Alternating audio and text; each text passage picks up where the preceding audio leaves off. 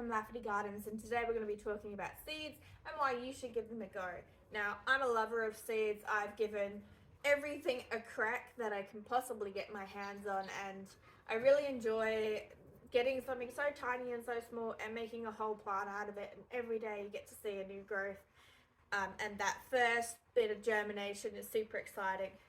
The first reason I love seeds is the huge variety that you can get that may not be available in your local nursery as a seedling. For example, and I've got some in my pocket. What have we got here? Cucumber, but an African horn cucumber. I've never come across an African horn cucumber seedling. And then we've got a tomatillo, golden zucchini. I've grown white eggplants called Casper eggplants, and lots of different varieties of plants that you might necessarily not be able to get as a seedling. The second reason I love seeds is just the price. If you're trying to become self-sufficient, you need to start growing from seeds. Seedlings, you get one seedling, it probably costs about $5 to $6 depending on the brand. Whereas a packet of seeds can cost $3, and you get upwards of 50 up to like 2,000 seeds in a packet. So definitely value for money. And then the third reason is just bragging rights. So I don't know, but I love growing things from seeds, and if you put something on your dinner table that you've grown from a little baby, you've done well. So come with me and I'm going to tell you about seeds. And welcome to my pumpkin patch. It's also got zucchinis, squash, cucumbers, sweet corns. Yeah, a bit of everything in there. And this is a really good example of direct sowing. Direct sowing is putting that seed in the place that you intend to grow it. And this is really good for those big chunky seeds like sunflower seeds, pumpkin, watermelon, all that jazz. That are quite big seeds, and they have so much stored energy, they're not going to need much of your love at all. So when you do a big bed like this, it's really important that you prepare your ground first.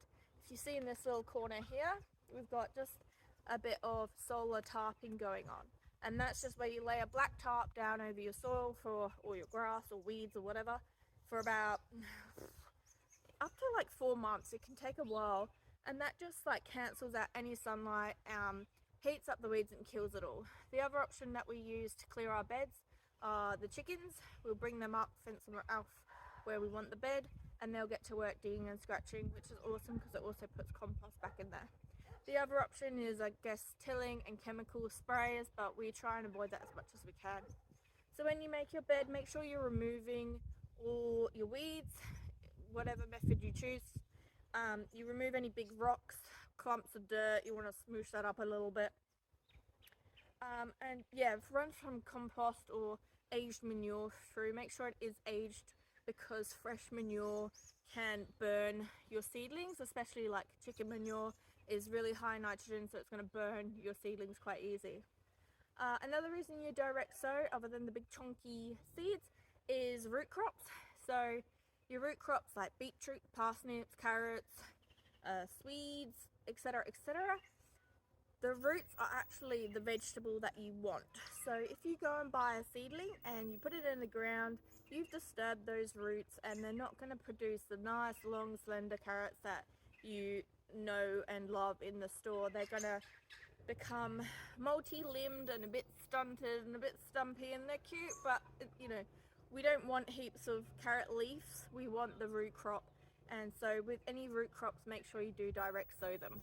Another reason for direct sowing is if you have those tiny little finicky seeds like lettuces. So this whole bed is lettuces, and I literally just go over with about a whole packet of seeds, which can be like 500, 1,000 seeds, tap them down, and then I keep the ones that are looking really good and growing the fastest, and I'll just pick out the rest, throw them to the chickens, or they're really good and nutritious as a microgreens in salads and sandwiches. So another reason for direct sowing is those really tiny, small, finicky seeds.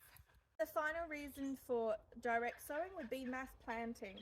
So this behind me, it doesn't look like much, but there is about 1,000 flower seeds, and there was no way in heck that I was going to raise each one of those little seedlings in a seedling tray and then transplant them to here. So literally just scattered, put a little bit of soil over the top. I actually mix in the seeds with soil and then scatter them, so it creates that contact a bit easier, which is a good little hack for finicky seeds. And then put over mulch and always keep moist. I'm going to say this throughout this whole video. It is incredibly important to keep your seeds moist at all times. Even one time drying out can destroy that germination and kill your plant. So always keep moist. Water at least once a day, if not twice a day if it's really hot and windy. So if it's cold outside but it's windy, that wind, it's like your chapped lips, it dries out, so you need to keep on top and just do the little finger check. Stick your little finger in there and see if it is still moist. If it's not, give it a water. Keep them moist. And the second way of sowing seeds is going to be, I'm going to take my sunnies off now, is going to be raising your seedlings and then moving them from a seedling tray or a pot, wherever you have them, into the desired location. So raising seedlings, there are advantages and disadvantages. If you direct sow, it's extremely easy, but it can be hard to maintain that moisture, and if there happens to be a really cold day or a really hot day, it can kill the plant. Whereas if you raise from seedlings, you have that control over the climate and water, and it's a lot easier in that sense, but it's a lot more time consuming as well with the whole transplanting. Also with seedlings or raising seedlings, transplant shock can happen. So moving from your tray into the soil, that can upset the plant and can kill it. So, but there are ways around that, such as, you know, deep watering in, keeping moist or babying it for until it's at least got its second, third set of leaves, and applying a seaweed solution as well, which can reduce transplant shock. So raising seedlings, these are one of the most important things in my garden, and these are these little greenhouse trays. So you put your seeds in here. You can put it on a sunny shelf. We do have a grow house, which is it's like a tent with a big light in it that just keeps it hot and sets it at a temperature that we want. You can get polytunnels and greenhouses, all that jazz. We don't have that yet, but one day hopefully we will. So for now we use these. We use them in the grow house, and we also just use them if the weather is nice enough on a sunny shelf, which I'm sure everyone can do. You can get these online. You can get them in Bunnings. They're fairly cheap and they are really good. What they do is create a mini greenhouse, and it's going to keep the soil moist, and it's going to keep temperature stable in there for the plants as well. And generally they will come with these little flaps on top, and they just allow you to increase ventilation. So when your plants are, say, a centimetre big and they've gotten their little cotyledon first two leaves, you can open up the ventilation, and then when they are larger, so these marigolds have just got their second set of leaves, you can take off the top cover completely, and you can actually start watering in the bottom of the tray, underneath the tray, and that's going to increase your root strength, forcing them roots to go down, and it improves their ventilation and avoids any fungal diseases. So when it comes to direct sowing, you improve the soil by, you know, removing the weeds, removing the rocks, turning over the soil, adding in compost or aged manure. When it comes to raising seedlings, you have to choose your own potting medium or make it. If you can make it, great. If not, what I use is this guy. Would you believe? Seed and cutting mix is the best for seed raising. I have used other potting mediums. When I first started gardening, I'd always use the very cheapest form of potting mix. It's about $3 for 25 litres. And look, stuff did germinate, but it usually was a worse ratio of germination. They would be a little bit smaller, a little bit stunted. Then I went to a premium potting mix, which is this stuff, which now I use for potting up my seedlings, which generally is a bit chunkier. There's a lot more wood chips in here, and you can sieve this to make a seed raising mix, but I found it's just better value for money and a lot easier to just get the seed and cutting mix. And this it's super fluffy and powdery, so the seed roots have no drama, you know, spreading out. There isn't anything they're going to hit and have to avoid. It's just really nice, smooth mixture. And then we're going to talk about pot depth. So the depth of your pots are very important. You want the plant to develop really strong roots and not get root bound as well. So if you're using a tray that's really shallow, your roots are literally just going to grow down a meter and then fan out, and you have to cut them all up. If you use these trays, they're about, I don't know, I don't know, 6-7 centimeters deep, which I normally use. And then if I need to pot up, if they don't go straight in the garden, I'll put them in these, and they'll develop really nice long roots. If you put them in something too shallow, they're going to get root bound and they're going to start doing that spirally thing, which is not what you want, especially with a baby plant. So what are some common reasons that seeds fail to germinate? Well, the first is moisture, indefinitely. I'm sorry if you hate the word moist, because it's going to come up a lot. It is very important to keep your seeds and seedlings moist. Even one time drying out can kill them. So always not too wet, just moist, a nice level, consistent level to help raise them up.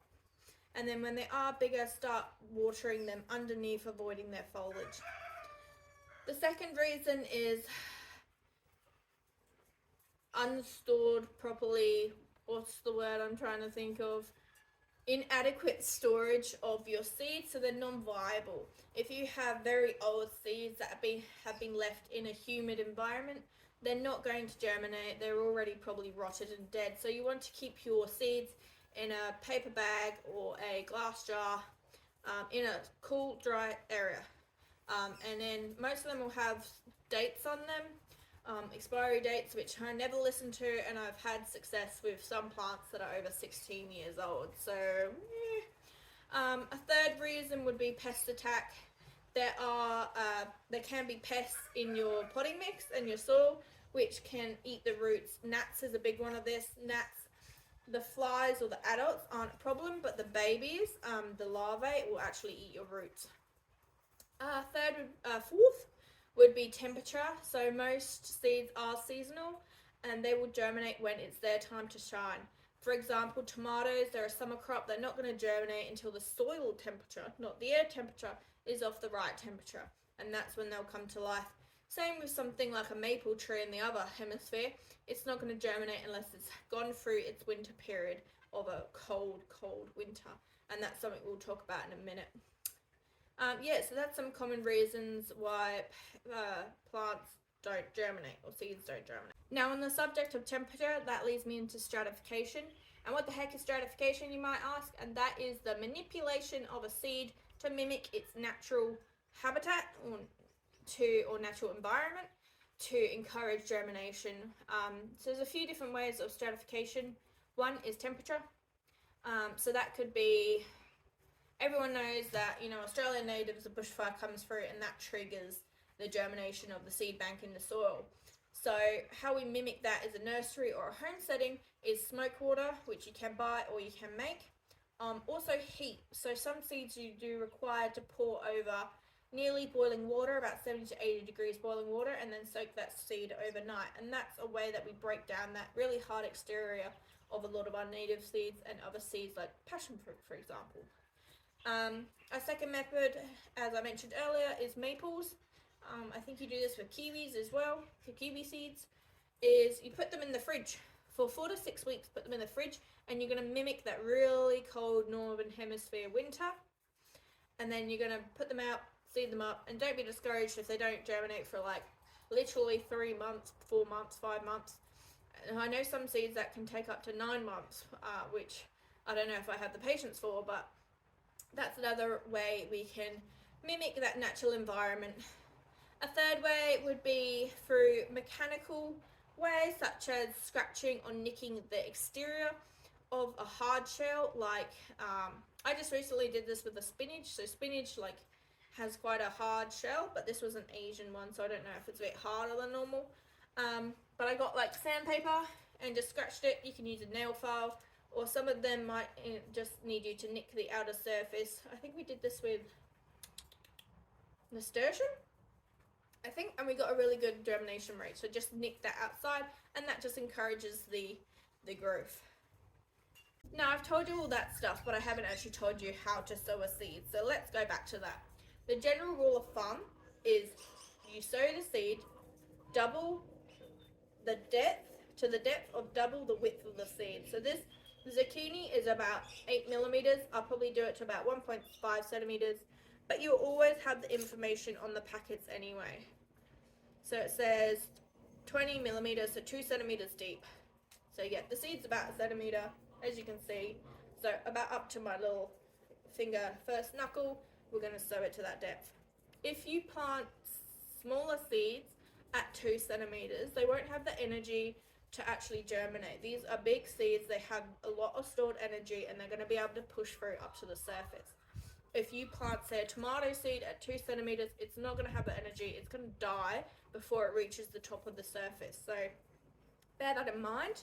And then with your really tiny seeds, I don't bury them at all, I don't sow them. What I do is I'll wet the surface of the soil, I'll sprinkle the seeds over, pat them down to create that surface. And if you really want to, you can cover them in a vermiculite, which is like a caulking material. But I don't even do that. I just leave it and then, you know, put a poly, like a cling wrap or something over it just to keep that moisture in. The rooster. Did you hear that? Right, so we're going to go over labels on seeds. So I've already got here my heirloom. So you can see the heirloom seeds. So there's a few different names gets thrown around on seed packets, and you might be like, what the heck does that mean? What's better than what? And there isn't really a simple answer to that. I don't think a hybrid plant is any less valuable than a heirloom or vice versa. They both play their part, and I have both of them really. Sorry, I get hay fever really bad, which is not good for a gardener at all. But so what the heck is heirloom? So it's exactly that. It's an heirloom. It's something that's been passed down from generation to generation to generation, and it can be centuries old. It can be the same plant. The seed came from the dad, came from the granddad, came from the great granddad, and it passed down and down. Some people say it has to be 50 years old to be heirloom. Some people say 100. Some people say 200. So, but an heirloom seed is something that's naturally developed through natural pollination, and that plant has evolved to how nature intends it. There's no human intervention. And the reason people grow heirloom is the seeds are able to be saved and passed down and shared, which a lot of heirloom companies do encourage. And the taste is amazing.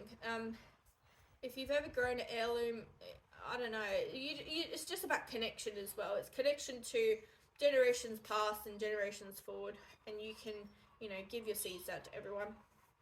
Another label that you might come across on your seeds is hybrid or genetically modified. And these aren't bad words, as some people were like, oh, genetically modified food. No, they're actually very good for agriculture and food security. Questionable, but so what they are is basically they choose 2 fruits with, or vegetables, whatever, flowers, with the best traits, and then they manually cross-pollinate them, human intervention, and you get this plant that has this good trait and this good trait. So for example, some tomato with a really good pest resistance, with a tomato with a high yield, but really bad pest resistance, they cross-pollinate them, and now you have a pest-resistant, high-yield vegetable, which, I mean, every farmer wants. They're also developing, or have developed, an everlasting tomato, which is great because a farmer can pick it and it can sit on a truck for 1,000 kilometers in 3 days. It gets to your grocery shop, you buy it 5 days later. You know, 7 days later, 8 days later, you actually get around to eating it and it's still hard and plump. Whereas a natural heirloom variety tomato you'd pick off and you probably have 2 days before it starts rotting. However, this everlasting tomato, it has this amazing trait, but it also loses flavour, and that's why a lot of the store-bought tomatoes taste terrible. They really do.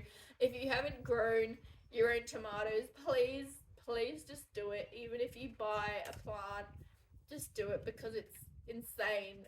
I remember the first ever strawberry I had that wasn't from a store, and it was mind-blowing, and that really set off this journey of I need to grow my own food because it tastes so much better. And if you love food, which I do, there is just no substitute for freshly picked, freshly grown And the nutritional value is obviously there, and I'm getting off track. But let's go back.